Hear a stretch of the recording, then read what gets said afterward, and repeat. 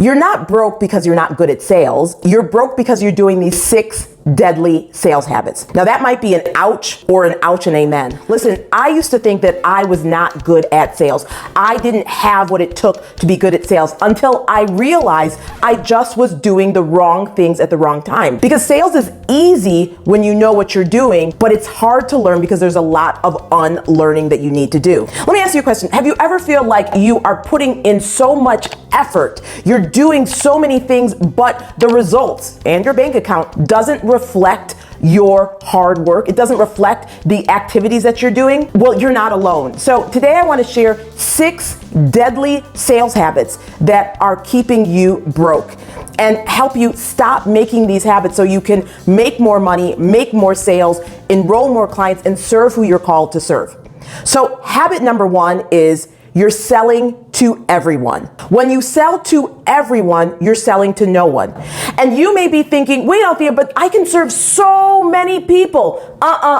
That's a wrong habit. You are called to serve one person, one type of people, helping them solve one type of problem. And when you get crystal clear on who that is and speak to that individual, it will let them know that you have a solution that they are looking for. And it will let other people know that they can go and find someone else who can best serve them. It will attract who you're called to work with and who you want to work with, and it will repel other people. So get clear, get focused on selling not to everyone, but so you sell to no one, but to sell to one type of individual, helping them solve one problem and get one result, and you will find that you'll make more money. Y'all know me, I got my notes. Okay, so habit number 2 is you're not selling your offer. Like I know, you may be like, what? Yeah, you still think that sales is being pushy. It's something that you're doing to someone. It's not something you're doing for someone. You still are believing the lie that selling is manipulative. It's being pushy. When in fact, sales is about helping people discover a solution for their needs or wants that they already want. It's listening to what someone needs and wants. Listening, right? Listening and providing a solution to solve a problem that they already are interested in buying. And it requires you to sell your offer, to share with them, listen, I have something that I believe you will benefit from. It's going to help you achieve this. It's going to help you solve this. It's going to help you have this. It's going to give you X, Y, and Z. You present the offer to them and let them make a decision. So you're not selling. Maybe you were like me.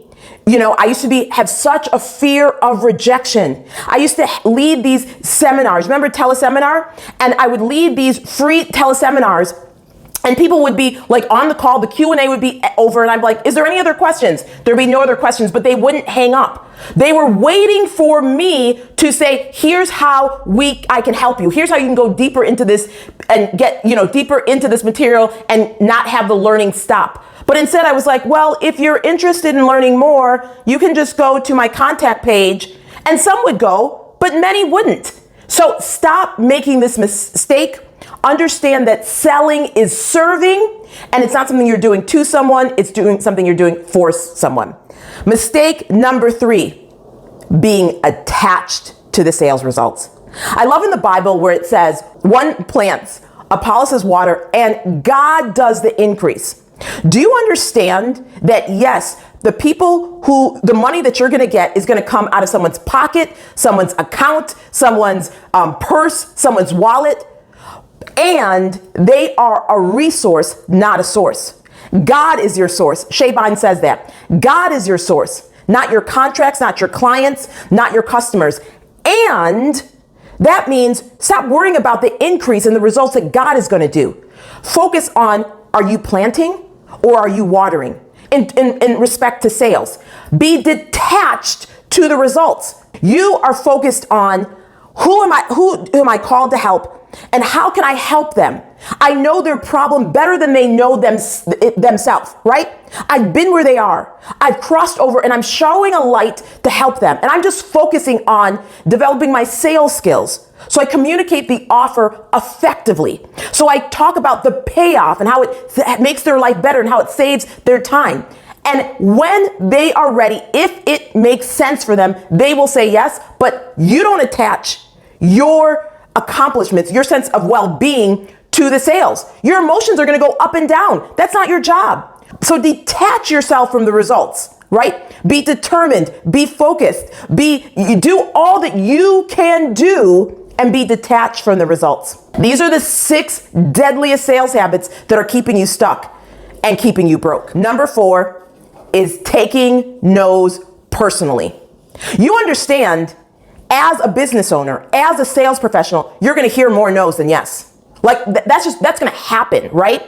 And so that's why we can't take no's personal. Man, I should have pulled up the stats that I have. I don't have it, memorized, but it talks about that literally most salespeople stop presenting their offer after the 3rd time. However, most sales happen between the 12th and 30th contact. So while you are hearing no after the 3rd time and taking it personal, and you're taking it as a personal attack, that something's wrong with you, when it's really just feedback. That's all it is, right? It's just feedback. In fact, there's 6 levels of no's. I may talk about it, something that I learned that's amazing and will help you know when you should move forward or how you should operate with the no. Let me know if you're interested in me creating a video on that, because I'll definitely do it. It's amazing. But my whole point is stop taking no's personal. It's part of the process, right? It has nothing to do with you. Instead, make a decision that you're going to be a contrarian, that you're going to be the exception, that you're not going to be the typical entrepreneur, typical salesperson, typical business owner who stops when they hear no at the 3rd time, knowing that it takes at least 12 contacts. In fact, we know some numbers I've been sharing with you, definitely shared it with clients, 7 hours, 11 contact. So stop taking no's personal. It has nothing to do with you. It's feedback. I used to write that because I used to take no so personal, right?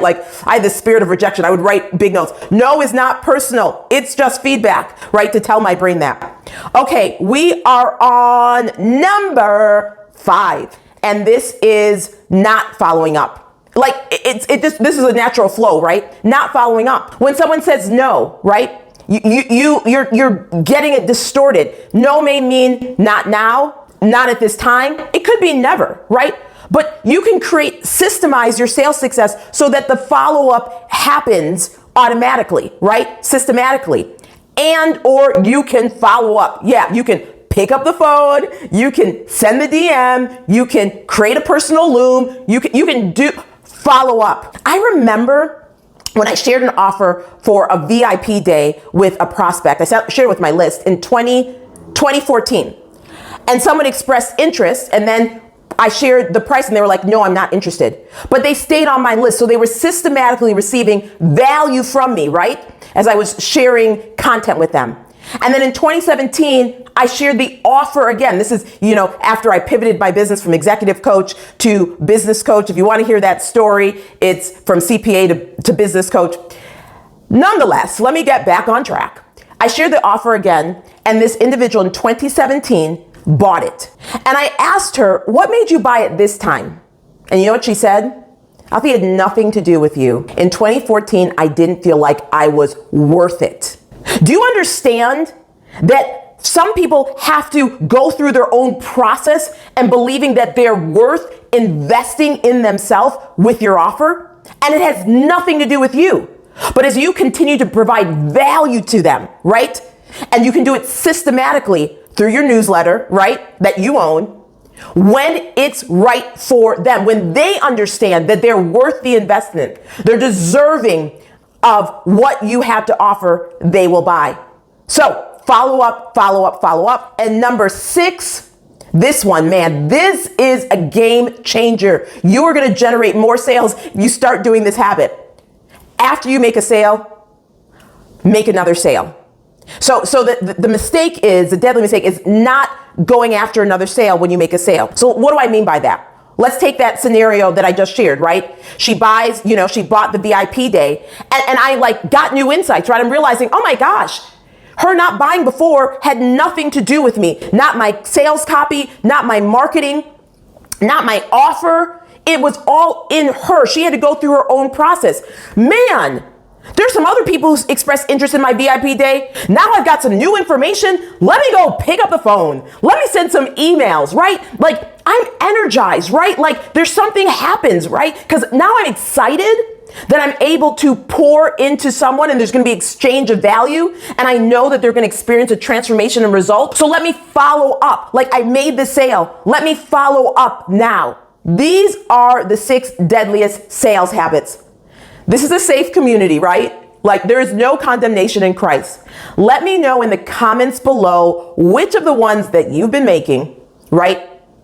Because sales is not hard to do when you learn how to do it.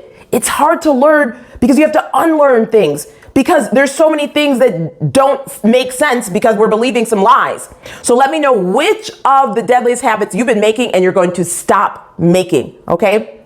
And I want to share with you my free training. I'm sharing with you. I have a free training. You're going to love it. It's on the 7 biggest sales mistakes that female entrepreneurs make that keep them from 7 figures. These are sales mistakes that you're probably making unconsciously that is robbing you of a fortune, right? So I want to share this in my training with you so you stop making the mistakes and you start doing what I'm going to share. I'm going to share the mistake and what you should do instead. So go to the description. You can grab the training there. In fact, I'll make it really easy for you. I'll pin it in the comments. You're going to absolutely love it. So also do a few things for me. If you received value from this video, give me a thumbs up. Make sure to share with other female entrepreneurs just like us who want to grow our sales faster without working harder. And if you haven't already, subscribe to Althea TV. Come on.